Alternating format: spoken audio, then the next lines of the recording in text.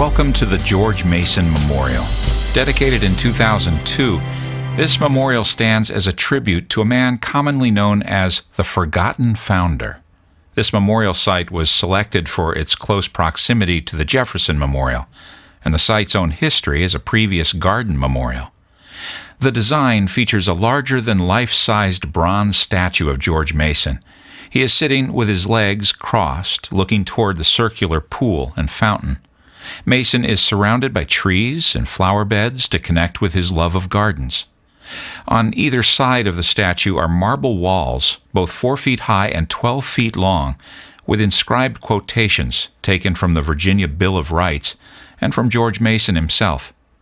2 of the quotes about George Mason are from other statesmen, including Thomas Jefferson, who described Mason as the wisest man of his generation.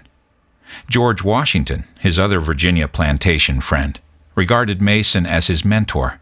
Yet Mason had virtually no formal schooling and essentially educated himself from his uncle's library. Unlike his friends Washington, Jefferson, and Madison, he wasn't interested in holding a seat in public office.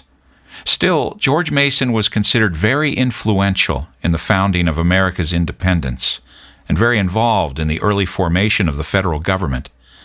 Probably one of his greatest contributions was as the author of the Virginia Declaration of Independence.